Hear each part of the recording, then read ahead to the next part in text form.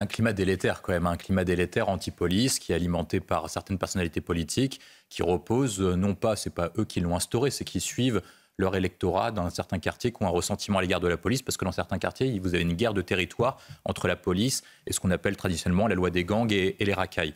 Ensuite, après, moi je trouve que le policier a quand même bien réagi. On a quand même des forces de l'ordre qui sont exceptionnelles, auxquelles lorsque vous avez des émeutes, vous avez quand même 0 mort. Lorsque vous arrivez dans cette situation, il a sorti son arme, il n'a pas tiré et il y a eu 0 mort. Et il y a eu plein de fois lors des manifestations, des multiples manifestations où des policiers sont pris à partie.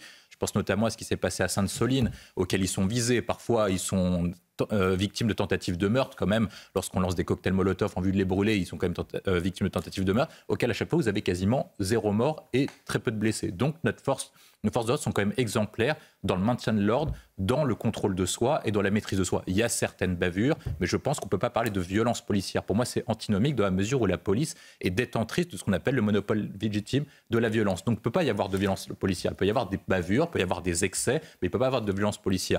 Ensuite, la question qu'on doit se poser, quand même, avec le procès de Magnanville et quand même ce qui s'est passé pour ce policier, c'est l'inversion des valeurs. C'est-à-dire que le problème, c'est pas que le policier ait sorti son arme, c'est qu'il y ait quand même un groupe de tarés, une vingtaine de personnes qui ont pris pour cible une voiture de police, qui ont essayé de lyncher des policiers. Et heureusement que le raid est arrivé, sinon ils allaient être vraisemblablement victimes des actions de la part de ces malfaiteurs qui sont quand même des professionnels du désordre et qui viennent à chacune des manifestations en découdre avec des policiers. Et je pense que c'est là le véritable problème. Le problème, c'est pas le geste inadmissible, c'est pas le comportement des policiers, c'est quand même des tarés qui se disent notre but de la vie, c'est de venir agresser des policiers tous les dimanches à chaque week-end. Et des élus. Dans les rectorats, les lettres que vous recevez quand vous êtes mère de famille, comment on voit l'accueil que vous recevez quand vous êtes professeur, lorsque vous êtes chef d'établissement et que votre fils finalement continue à se faire harceler. Pardonnez-moi, quel exemple vous donnez à votre enfant ? Non, mais l'exemple qui est là, c'est que moi je pense qu'elle demande son enfant de le gifler, c'est ça qui moi je pense qu'elle se dit que la justice met beaucoup trop de temps à agir. On a parlé du procès de Magnanville, on est au bout de 7 ans, il n'y a toujours pas eu de décision de justice. La justice est trop lente, l'État est en incapacité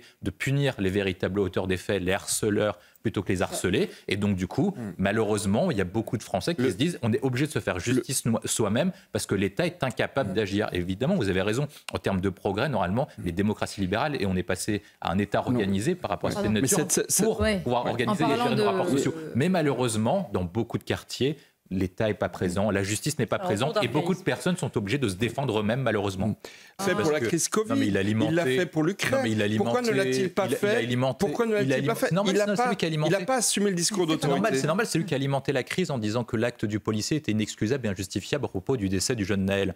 Ensuite, après, pour répondre... Vous avez raison tous les deux. Oui, mais comme il avait intervenu, c'est compliqué de dire... Parce que c'est lui. C'est lui qui a initié la crise, de fait. Sur la question de l'autorité, moi je suis d'accord avec ce que dit Gisbert, c'est une question pyramidale. Mais pour moi, le problème essentiel, c'est qu'en France, surtout en France, en particulier à différents autres pays, on vit sur une culture d'irresponsabilité. C'est-à-dire que chacun des échelons de la pyramide dit qu'ils sont responsables, mais pas coupables. Et c'est ça le problème essentiel. C'est-à-dire que, par exemple, je vais citer quelques exemples. Lorsque vous avez une première ministre qui a fermé une centrale nucléaire et qui devient ensuite après première ministre qui explique aux Français qu'il faut faire de la sobriété énergétique. Mais à cause de qui on fait une sobriété énergétique ? Et pourquoi est-ce que la ministre qui nous a conduit dans une impasse énergétique devient première ministre ? Mais là, pourquoi est-ce que vous prenez on n'aura plus de responsables politiques si vous voulez tous les mettre de côté. Oui, mais si vous prenez chacun des échelons, si par cas le premier échelon cède, que ce soit l'enseignant, le chef d'établissement, ensuite après la rectrice, le ministre de l'Éducation nationale se transfère chacun la responsabilité. Si ensuite après, sur chacun des actes malveillants ou des actes délictuels ou des actes auxquels vous avez une faute, c'est pas le responsable qui est puni, mais c'est la sous-secrétaire qui a signé la lettre ou qui a envoyé le courrier.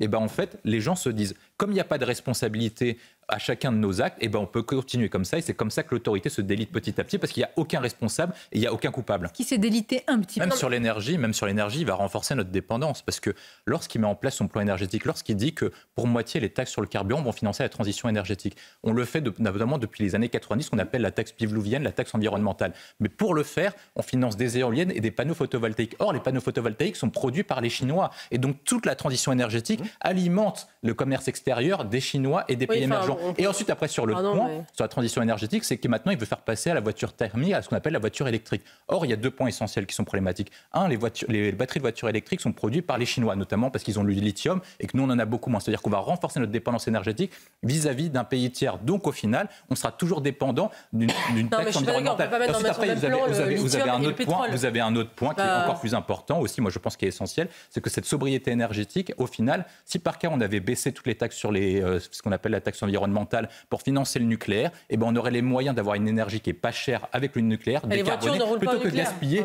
30 milliards d'euros sur une taxe environnementale qui n'a pas permis de décarboner notre énergie. Donc on peut très bien défendre le nucléaire. Non, mais en tout cas en termes de transport, etc., ça a permis aux gens d'avoir des transports publics de qualité, notamment non avec l'énergie. D'accord, mais le brut du pétrole, effectivement, on ne peut pas le changer. Le coût du brut, on n'a pas les moyens de le changer. Mais c'est la question que vous posez, c'est celle-ci, c'est géopolitique.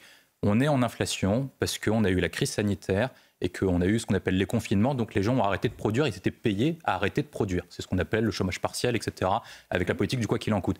Deuxièmement, en termes de contexte international, la Chine a arrêté de produire avec ce qu'on appelle la politique du zéro Covid. Donc ils vont s'y remettre petit à petit. Donc on ne peut pas dire à l'heure actuelle si on a une baisse ou pas de la production, parce que l'inflation est régulée sur 2 facteurs.